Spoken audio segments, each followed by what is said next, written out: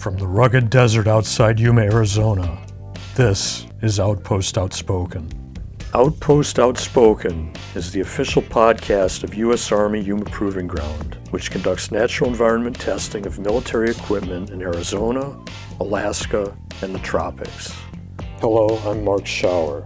Most divisions at YPG are fast-paced, but few rival the Range Operations and Training Division in terms of sheer scope of responsibility. Omar Silva is chief of the division.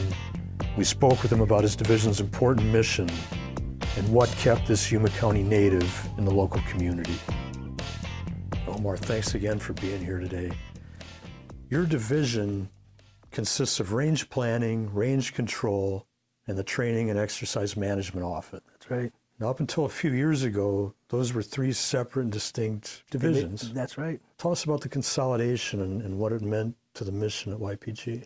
It's paid dividends. Consolidation happened around 2017 timeframe.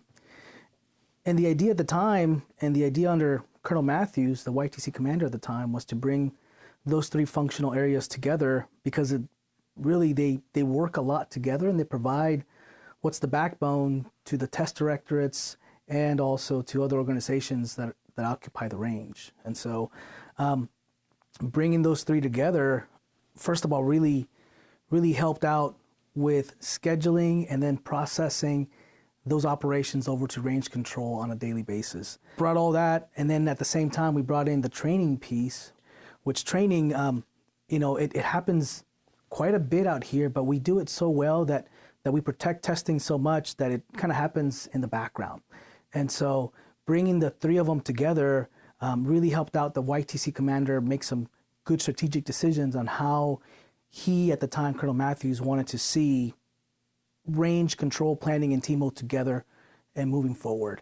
And just really bring a lot more value, the three of them together, to the organization than the three of them separate. I tell you that the folks there are great. They know their stuff. They've been doing it for a long time.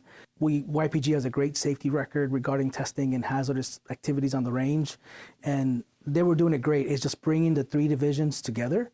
It just made more with three of them together, and so it's been great. At this point in time, we're about 4 years in since the organization got constructed. I'm about 3 years in there now. And what we're bringing to the table now is huge. We're bringing a lot more value to the YTC commander that I think at some point maybe we missed a little bit of pieces.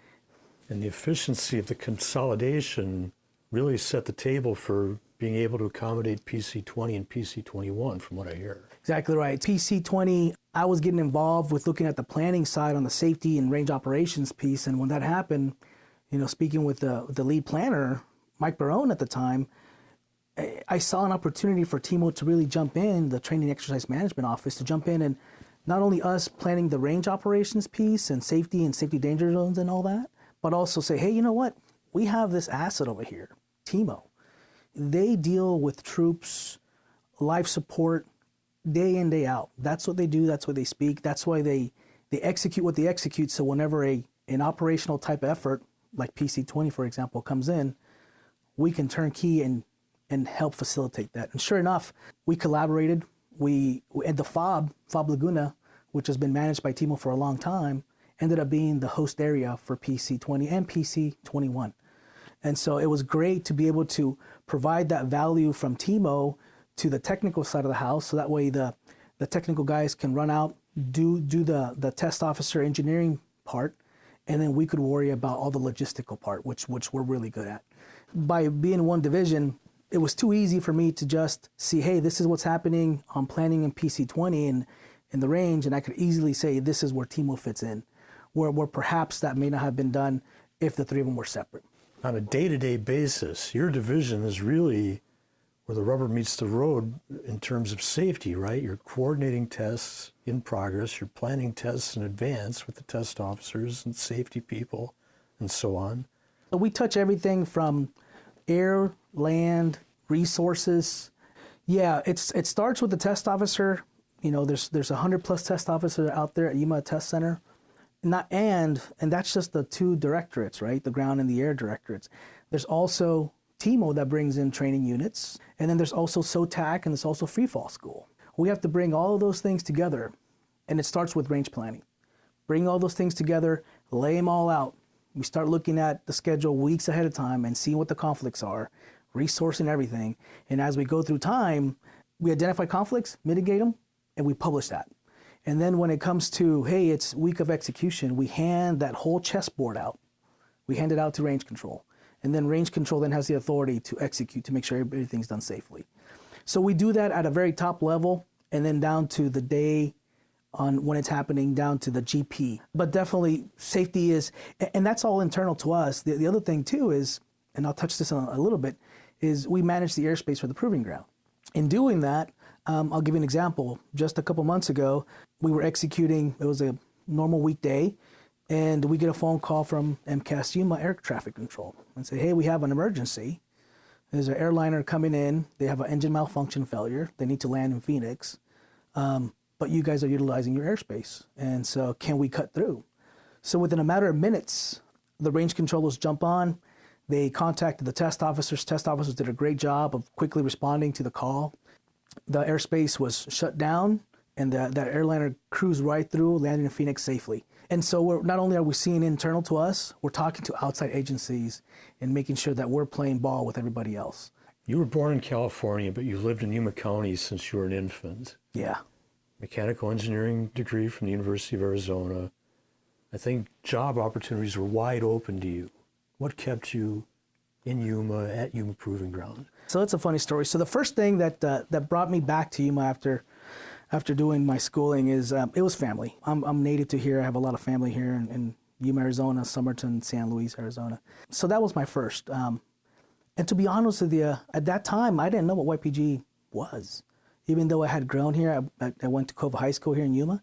But I had a family member that she told me, you got to go out there. You got to go and see what YPG is. I was actually intending to go work in HVAC. I wanted to be like HVAC engineering, designing air conditioning systems and stuff like that. So I ended up getting an internship out here with the Combat and Automotive Systems Division between my junior and senior year. And it kind of just shed a light on what's going on out here. And to me, the mission was awesome. Even though I'm not prior military, active military, I got it, understood what we were doing, understood that, hey, the things that I came to do every day, the track measurements I did, the performance testing that I did directly impacted someone in theater. And so to me, that sealed it for me, on top of being near family. All those things put together, I made the decision to get a full-time job here in 2008 when I graduated, and been here ever since. Omar Silva, thanks so much for being here today with us. Yeah, thanks for the invite, man. It's great.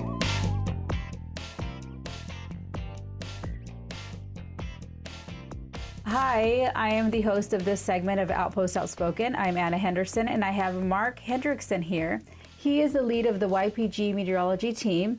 He's been with YPG for about 13 years, so thank you for being here. Good morning, it's good to be here. Tell me a little bit about the duty of your team, because they're very instrumental in the testing that happens every single day at YPG. Part of our functionality is providing weather forecasting services, which starts with the morning forecast that goes out to the YPG populace just to give an outlook of what weather we can expect throughout the week. And along with that, resource protection, warnings and watches for thunderstorm, lightning, flash flood events, and things of those nature. And I will tell you, we all appreciate the morning forecast. Right, and I think it's helpful for everyone. And of course, tests that are relying on low wind speeds look at the forecast quite a bit. Explain why the weather would affect testing, because you think you want to test in a natural environment. Why isn't rain part of it? But it's not just the rain, it's more of the wind, right? Certainly wind is one of the biggest factors of testing at YPG. When you're firing long-range, high-altitude artillery, they need to know what the environment is, how much the wind is going to steer rounds off the intended course. So safety is a huge element in that. And that's why we launch, in some years, up to 4,000 weather balloons a year, which is probably more than any other entity that I know of. So. Right. I heard that YPG was kind of record-setting on that when it comes to those weather balloon launchings. For sure. Now, the weather has a big factor in the Colorado River Crossing Balloon Festival that happens every year here in Yuma, and your team is looked at and called upon to be the weather authority on that. Tell me about your experience this year. Yeah, for as long as I can remember, the Caballeros de Yuma contacts YPG, and the YPG commander graciously lets our meteorological services support the Colorado River Crossing Balloon Festival. And hot air balloonists are definitely interested in what the winds are doing in the environment around them. So a morning balloon before they attempt to launch is very critical information that they very much appreciate. They have their own hot air balloons, but you have your own Met balloon. Kind of describe to the audience what these balloons are, how they look, and what they track. It's just a rubber balloon filled with helium that's probably 5.5, 6 feet in diameter. That carries a radio sonde, which allows us to, through GPS, track wind speed as the balloon moves, as it rises, as well as get temperature, pressure, atmospheric density data derived from that. So it really tells us a lot about the environment. Kind of explain the setup of what your team has. And in this instance, it was you. And normally you said that Nick McCall has volunteered many years. Give us an idea of what setup you have and then kind of what the process is for that morning. Sure. Normally we have a mobile balloon trailer that is pulled over there. It's like a mini office, which is pretty nice to work out of. But I had kind of short notice this year that I would be working on it, so I just rigged the equipment to fit on my pickup truck, which worked really good. Just deployed the antennas on the roof and such, and helium tanks in the back of the truck, and I was able to do everything right out of my one vehicle. Did they know what you were doing? Did they know that you could say no and go? I mean, I want to get the visual of these people just waiting to find out the results. That is exactly right. The balloon pilots and co-pilots, I guess you would call, see me getting set up and very quickly start swarming around and very eager to see me release the balloons, because they can tell a lot just from the ascent of the balloon, which way it's going, how fast it's moving. Horizontally is what they're particularly interested in. So they can't wait to see the data come on my computer as the balloon's going up to verify what the winds are doing. So yeah, I become pretty popular at that point in the morning. Now, you weren't very popular on Sunday. Tell us about that. No, that's right. Well, there was a low pressure trough forecasted to move through coming down out of northern Arizona Sunday morning. So when I saw the flags moving pretty well sideways by the big water tanks on the interstate, I knew we were not in for a good morning, Sunday morning for launching. And sure enough, when I launched my balloon, there was 35-mile-an-hour winds just aloft, so it kind of canceled that day. Now, there's no science behind this, but I will tell you that my theory is that anytime there's an event in Yuma, there's going to be wind. Yeah, it does, surprisingly get quite windy most days in Yuma. We have generally clear skies, and good solar radiation mixes the atmosphere a little more than a lot of places, so it's not uncommon to get breezy conditions here. How does it feel as a Met team member to be able to provide your services to the community? It feels great. I love serving my country. I'm an Air Force veteran, and I love what we do here, supporting the warfighter, but anytime we can reach out and help the local community, it feels fantastic.